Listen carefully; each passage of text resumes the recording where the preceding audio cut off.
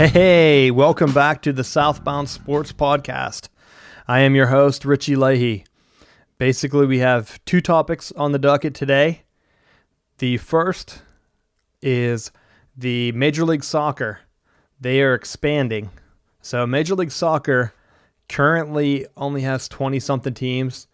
I think they have like 22, and they have plans to expand to 28 teams. I think, yeah, they have. So they have two new teams this year: Atlanta United FC and Minnesota United FC. Which FC, if you're not familiar with soccer, it stands for football club. So they don't really have exciting names here with Major League Soccer, but basically it's been a league that's been around since the 1990s. It's been the top league in the United States. Soccer has kind of taken some time to build up, but now the attendance has risen up. I think it's third in all major sports. I think it's behind baseball, but it's ahead of basketball and hockey, I think, for the third most attended sport in the United States. So here at Southbound Sports, with this season, we're going to go ahead and cover soccer. It's probably going to be the launch of our some type of live show. We're going to be trialing it for this Major League Soccer season and maybe a little bit of the NBA, NHL playoffs. But that's the only plans we have in the future for expansion. And so we're going to start with soccer here. There are 22 teams, with Atlanta and Minnesota being the two newest that start this season. And I think the season runs from March to September. So it's a pretty good segue. It coincides with baseball over the summer. I think there's like 1 or 2 games a week for each team. I think mainly Saturdays and Sundays. So it's sort of a weekend sport, pretty easy to follow along. And so our coverage will sometimes cover that. Now with those two new teams, the league, so it's actually at 24 right now, which is what I had in my head and in my notes here. And that's because next year, the Major League Soccer is going to add Los Angeles and Miami. But the Miami team is a pending move.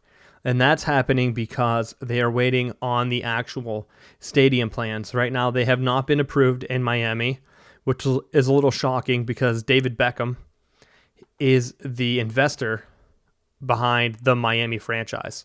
So he's a pretty big name, and you would think that he'd be able to get soccer rolling down there. But I don't know if soccer is a really big market in Florida, even though it has the Latin influence as much as it is. I just really don't know if that's going to be something that they can actually use to get a stadium, but we'll see. If not, then there will be 5 new expansion candidates. But as it stands right now, Miami is slated to be a team in 2018, and now the Major League Soccer has taken bids for 4 more teams, and the current bidding is going for the 2 teams. I think 26 would be the total, and they're trying to get them in place as soon as possible. So I think that that's going to take place either next year or the year after. I don't think they're going to have enough of an accelerated timeline here to add teams with Los Angeles and Miami. But they're going to try to expand, and they've accepted bids. The bid process, I believe, is now closed. So there are 12 cities that have applied and are currently under consideration for Major League Soccer. Those cities are, in North Carolina, you have Charlotte and Raleigh, which I think is part of like the Raleigh-Durham.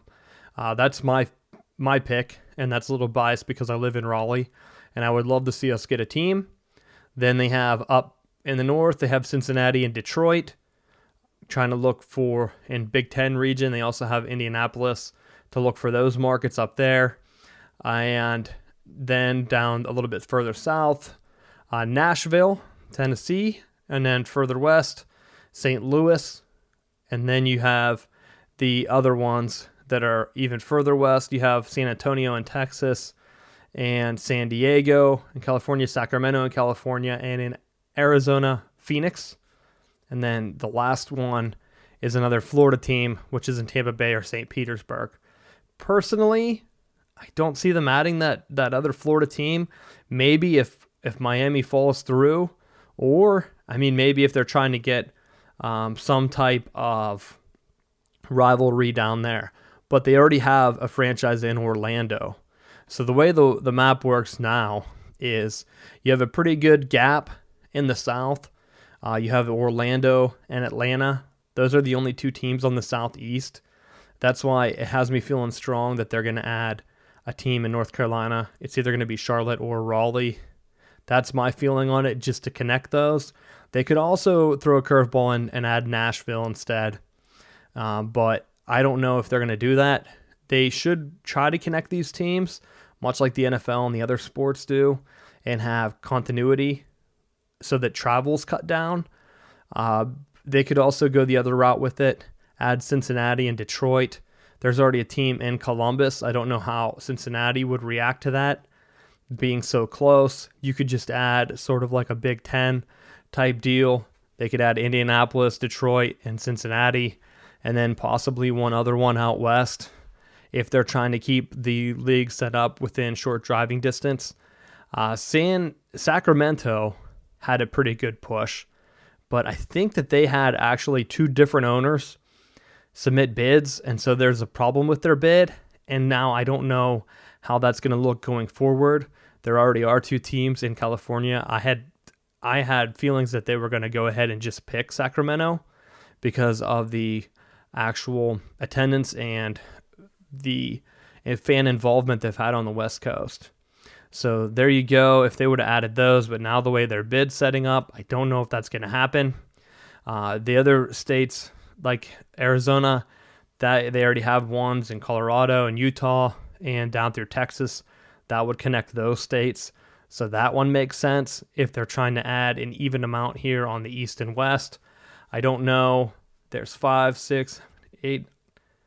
So it looks like there's 12 on the west side and 3, 6, 7, 8, 9, 10 on the east side.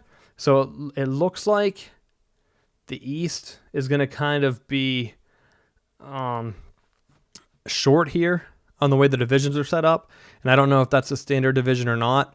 So that's another reason why I feel they could lean East. Just add two teams right off the bat that are ready to compete.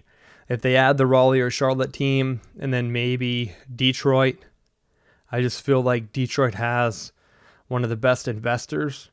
The owner of the Cleveland Cavaliers, he's the one that actually put in the bid. So with that, it could be an easy expansion there up into a natural rival with the Columbus Crew because of the Columbus, Ohio State, and Detroit, the Michigan Wolverines. Big rivalries there already. They're already built in. They have the other Ohio ones already in. I think that's what makes it a little bit tough for Cincinnati. Cincinnati does have great attendance on their lower levels, but a lot of times that doesn't really matter. You see it in baseball all the time with the Durham Bulls here drawing close to what the Major League Tampa Bay Rays draw in attendance. So it's going to be interesting. I don't know if they're going to keep these little pods here. They don't even up. So even if they kind of do. If you add Miami in the Southeast, and then they do add another Florida team, you can have a 4-team pod with Atlanta, Orlando, Miami, and the Tampa Bay team. And then in the Northeast, you would still have a good bit of teams there, enough to make little 4-team pods without even adding anyone else. Those are the farthest ones. The other one would be the Texas teams. Maybe they could throw in Arizona and that other Dallas or the San Antonio team, and that would go ahead and add those up. They could add St. Louis, do something in the Midwest, maybe Indiana, to throw in with the Chicago team as travel partners, but I don't know. And they're looking to grow for these two teams quick. They want to get to 24 as soon as possible, and then they want to go ahead and expand up to 28, and maybe even further than that. The other issue that it raises is maybe relegation, and this is something new that has never happened in United States franchises, to my knowledge, with the Big Four at least. where they have a minor league system, and if those teams win the cup, then they can go and they would go ahead and compete in the championship for the major or the top league the next year. And this is something where I feel that if Major League Soccer doesn't introduce this in the United States, that Major League Baseball, they might have to in the future. And the reason I say that is because of the attendance of Major League Baseball. It has become such a regionalized sport that if your team isn't in it, then there's no use watching. So like here in Raleigh, North Carolina, we don't have a Major League Baseball team. The closest, I believe, according to Major League Baseball, is like you can either cheer for Baltimore or the Washington Nationals. Even though considered a southern state, the Atlanta Braves would be more of a natural pick. But according to the Major League Baseball network or whatever, MLB TV, they're not blacked out. The only blacked out teams are the Nationals and the Orioles, which isn't a big deal to me as a Braves fan. That works out well because I can watch all the games. Maybe they did that naturally, but I don't know. And so the way that works is a lot of people, there are a lot of minor league baseball teams around here, and that's pretty much it. It's not, if you're going to go ahead and invest, it's not an easy day trip to go see Major League Baseball. And with the way the TV ratings are going, people aren't watching. You're only getting people tuning in that regionalized area. So it makes sense to go ahead and throw down. There's already a strong minor league system, and a lot of these minor league teams are owned by the same owner. So what's to say that they don't put their hat in the same bucket, multiple buckets at the same time, and invest in a minor league system? I mean, you don't have the salary cap. So if the Yankees owner wants to go ahead and pick up one of their minor league teams in a different city, I don't see the harm in that. Maybe they start winning, and then you kick down teams that aren't even trying to win based on payrolls. And this is the data that I've been adding to the site. Let's say the Atlanta Braves, their owners have been dropping in payroll rank every year. Who's to say another owner of another team like the Yankees, they don't hedge their bets, and they're like, well, the Yankees, all right, we already maxed out on salary. Let's split some of this up. And the only rule would be like they could throw something in about like trading players or whatever. That's how it works in the Premier League in England. So there's already a model in place, and I think that that's something where Major League Baseball could take advantage of. Get some of these cities, bring it back to a nice rivalry where like you get to the end of the year and you're like, crap, we have a 3-game series here against whoever, and if we don't win the series, we're going to be pushed down to the minor leagues in the next year. It's a great way to get fans involved, and it gives small areas hope. Where here, maybe in Durham, where we have the Bulls, there's a movie about us. Maybe they can go ahead and finally get that major league promotion, even though they're very close in attendance, just based on the ballpark size. Like, yeah, maybe the ballpark would have to be a little bit bigger. But the way Tampa Bay has been attending their games, or even like the Miami Marlins or whoever, it's not fair to some of these cities just because they're a minor league team. Major League can't build a park within a certain area, a mile radius around the area. And it would be a way where there are a lot of minor league teams here that if they ever did add relegation, that they could go ahead and give more teams a little boost. But I think Major League Soccer, that could work for them just because of the way it hasn't picked up, and they need these little pockets. So maybe have tier 1, tier 2, whatever these 12 cities they don't get in, they need to have another league that they can fall back on. And right now, the North American Soccer League was the second tier, but I think that's kind of under the mix. I know the North Carolina FC, our team here in Raleigh, they currently don't have a league or conference that they participate in. And so we're waiting to see what their schedule is going to be like. And we'll probably be covering a little bit of their games here on Southbound Sports, along with the MLS coverage. The other cool thing here that I did see, if we don't get a local team, was that Dallas FC or FC Dallas, the Dallas team in Texas, they're going to stream all their games that aren't on national television for free on their website. At least that's what the rumors are. So I'm hoping that holds, because then that gives us another team to cover here at Southbound Sports. And we're a big fans of watching the games, seeing the teams, and a lot of these leagues with their coverage, they're locked down to major networks. It's hard to give it an independent voice. That's why we like college sports so much here, because everyone can be a fan, and every team has a hope, or every fan has a hope that their team can go ahead and make it to that next level. The miracles. Like, who would have thought that Villanova would have won a national championship last year? And that's just in basketball. There are other sports where miracles happen all the time. And so with that segue into college, our second topic here today, recruiting classes for college football. They've pretty much finalized for a week. I let it sit. I did some tweeting, just a little light tweeting. We're trying to set up some new stuff on the website. So the tweeting has been in and out as we focus on that. I don't like just tweeting scores. We're more about the sports we cover, and you'll be seeing more of that whenever MLS starts up and maybe college basketball tournament. But here for the college football recruiting rankings, just looking at the 24/7 composite, the team rankings on, which is like a CBS affiliate, which you never know with these college recruiting sites.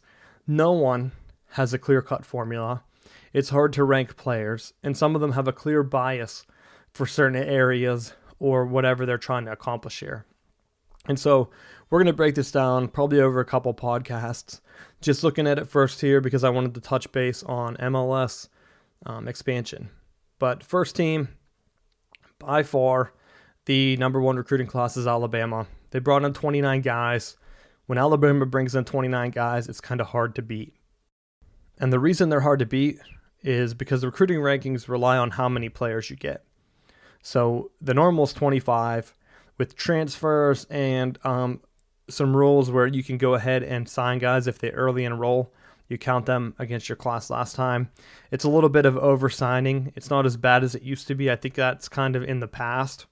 But it's basically still a way to over-sign. So Alabama's 29 guys. That gives them 29 warm bodies, 29 great recruits that can come in and compete against these other classes that might only have 26, 23 guys.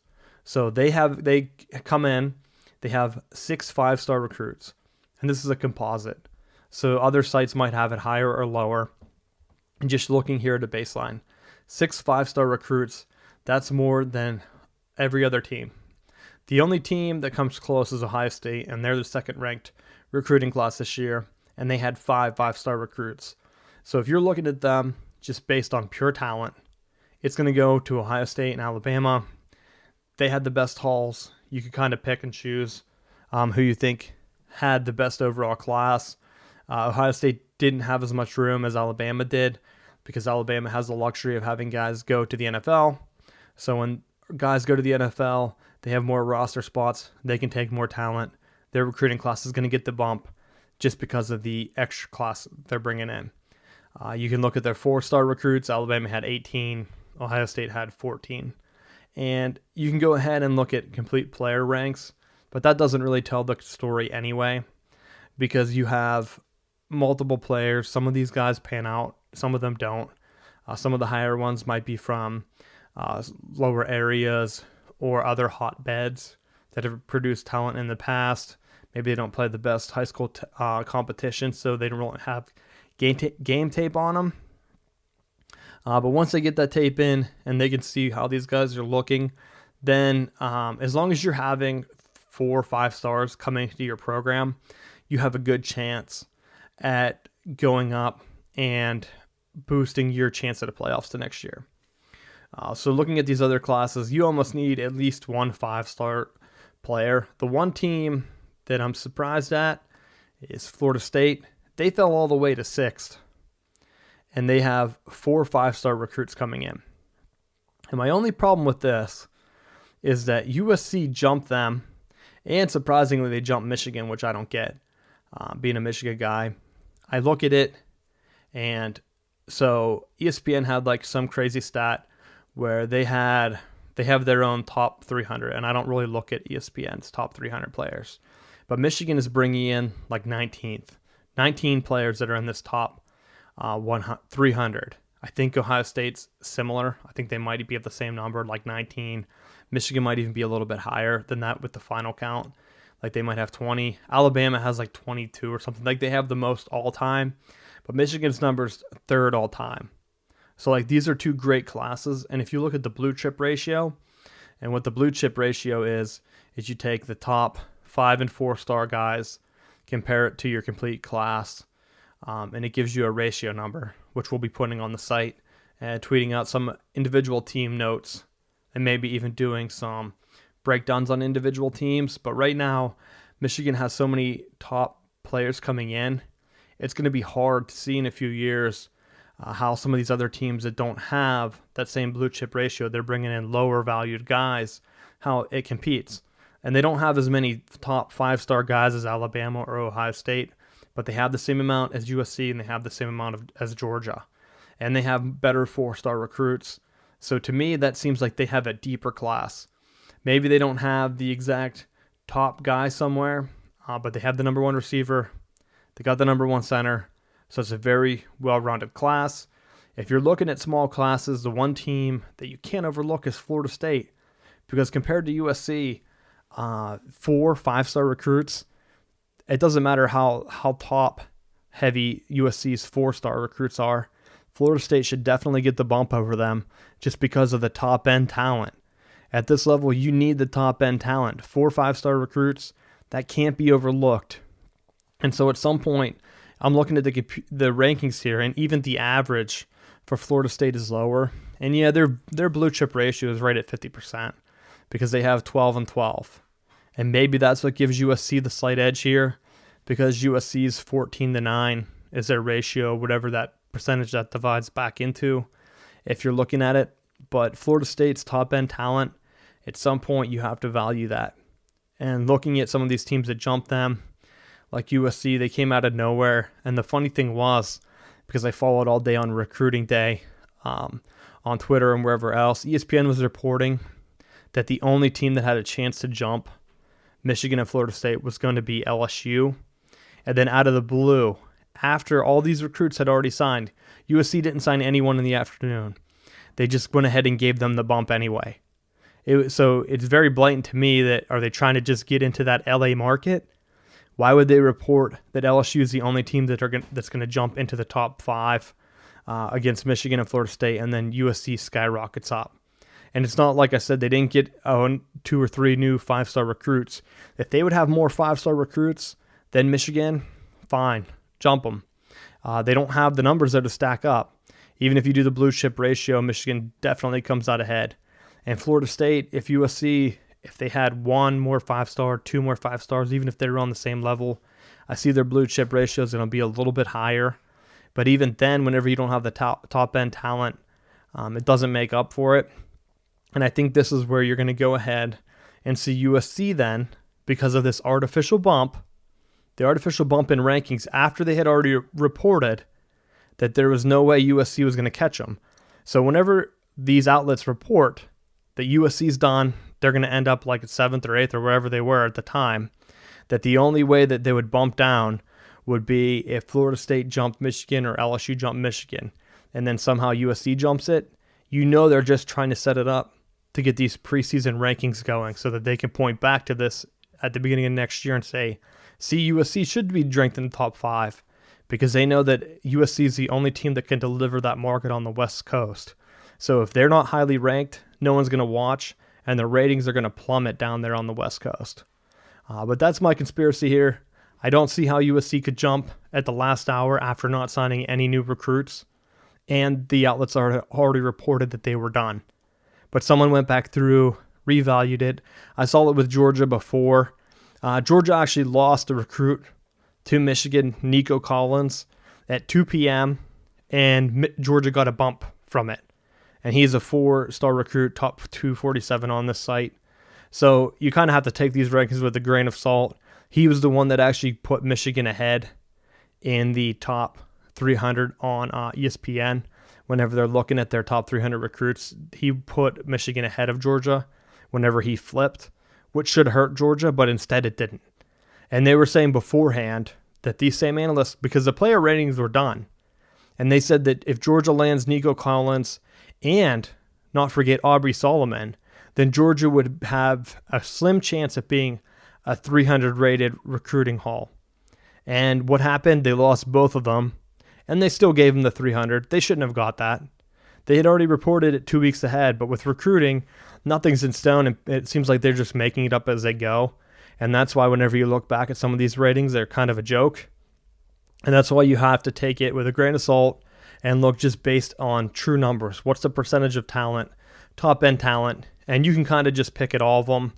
Maybe 4 or 5 star recruits. Which ones are out the All-American Bowls? Look at them. And so I'll be throwing that together over the summer here and doing some team-by-team breakdowns based on the pure roster talent going into the season. So the recruiting ratings are up.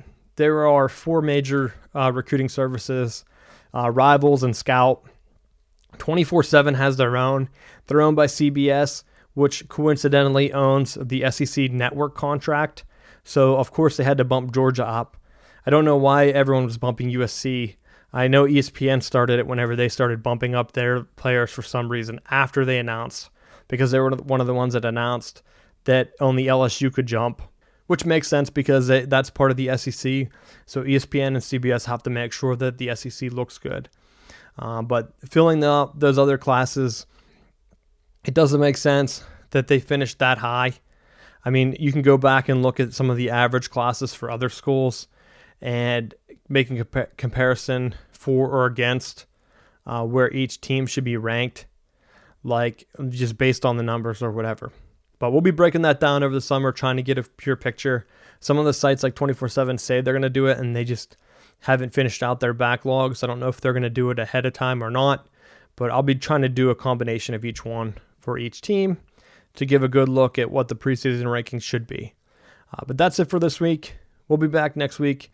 Thank you for listening to Southbound Sports. I'm your host, Richie Leahy.